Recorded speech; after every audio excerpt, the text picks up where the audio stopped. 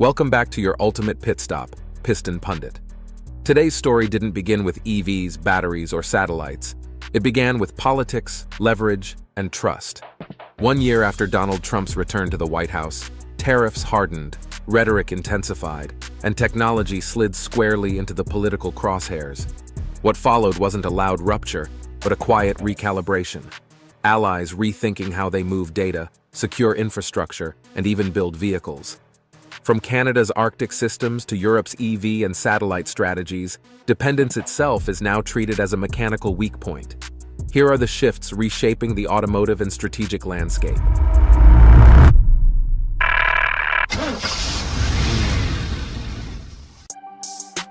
From partnership to pressure, trust gives way. The earliest fracture wasn't caused by a technical breakdown. It was triggered by political signaling.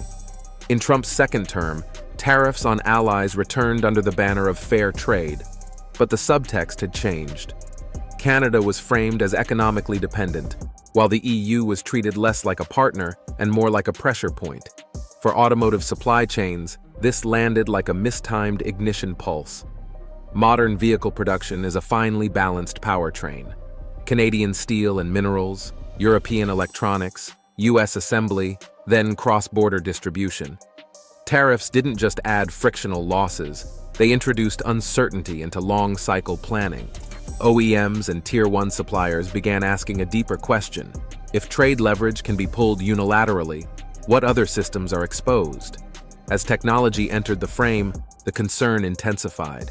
Connected vehicles rely on over-the-air updates, GNSS positioning, and satellite backhaul. In that environment, political neutrality isn't optional, it's structural integrity.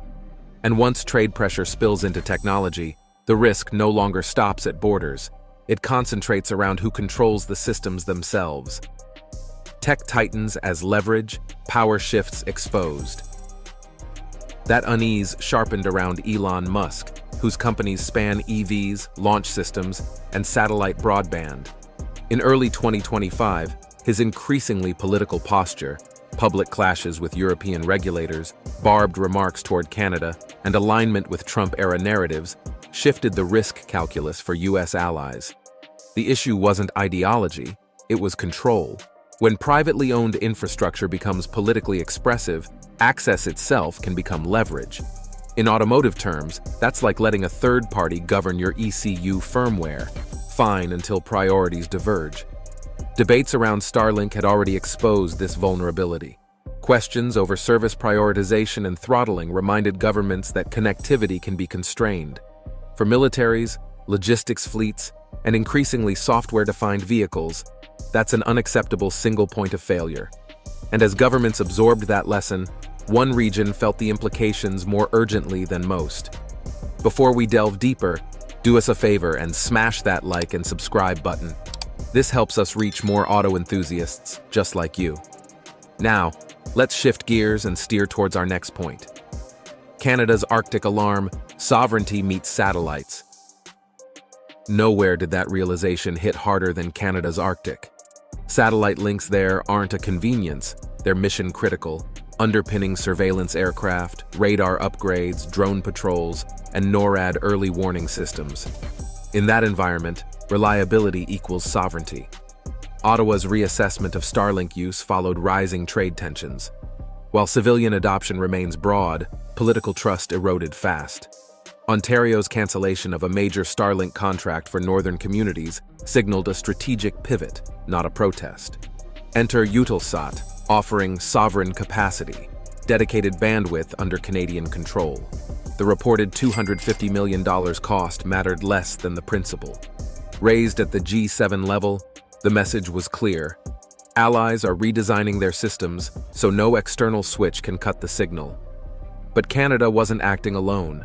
This Arctic wake-up call echoed across the Atlantic. Europe cuts the cord, sovereign tech strategy. Canada's pivot isn't an isolated maneuver. It echoes a wider recalibration across Europe. The European Union has been increasingly explicit about reducing dependence on US-controlled digital and space infrastructure. Initiatives like Iris Squared are meant to guarantee that government, defense, and critical communications remain under European authority. For the automotive sector, this is more than geopolitics. It's systems engineering. Today's vehicles rely on satellite navigation, real-time logistics tracking, connected services, and continuous software updates. As Europe pushes deeper into EV adoption and autonomous driving R&D, owning the digital backbone becomes as important as controlling battery chemistry or motor design. European policymakers have also grown wary of how quickly US tech ecosystems can be influenced by political swings. From tariffs to regulatory retaliation, volatility has reinforced one conclusion. Diversification isn't ideological, it's risk management baked into industrial strategy. And when policy shifts at the top, the consequences eventually surface at the dealership level. Tesla under pressure. Politics hits the showroom. These strategic shifts are now visible at the consumer level, particularly in the fortunes of Tesla across Europe and Canada. Once the uncontested benchmark for EV innovation, Tesla has seen registrations slide sharply in multiple allied markets. Throughout the EU and the UK, year-on-year declines exceeded 1/3 in several countries during 2025. Canada followed a similar trajectory. In Quebec, long considered Tesla-friendly, registrations dropped as buyers pivoted toward European, Korean, and increasingly Chinese alternatives. Competition alone doesn't explain the speed of the reversal. Product parity has been coming for years. What changed was perception. Political alignment, tariff disputes, and diplomatic friction turned purchase decisions into statements of trust. For the first time, Tesla's brand baggage outweighed its technical edge in some markets. And that shift points to a deeper transformation underway, one that extends beyond any single brand. From indispensable to optional, trust erodes. The connective tissue between satellites and vehicles is credibility. For decades, American influence stemmed from being indispensable, technologically, economically, and militarily. But indispensability only holds if access is seen as stable and apolitical. What's happening now is subtler than confrontation, but far more structural. Allies are re-architecting systems so no single country or individual can act as a kill switch.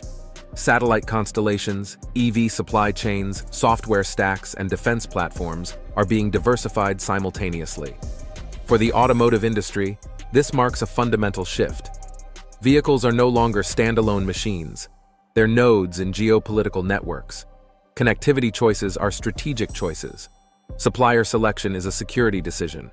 And once confidence erodes, it's far harder to rebuild than a factory line. Verdict: trust replaces horsepower as power. This was never just a story about satellites or electric cars. It's about trust accelerating faster than diplomacy. Canada's Arctic recalibration, Europe's sovereign tech push, and Tesla's retreat in allied markets all point to the same reality. Credibility now rivals capability. When partners feel exposed to political leverage, they don't negotiate loudly, they quietly adapt. For the automotive world, that adaptation is reshaping EV roadmaps, software ecosystems, and supply chain logic. American technology was once assumed to be the safest default.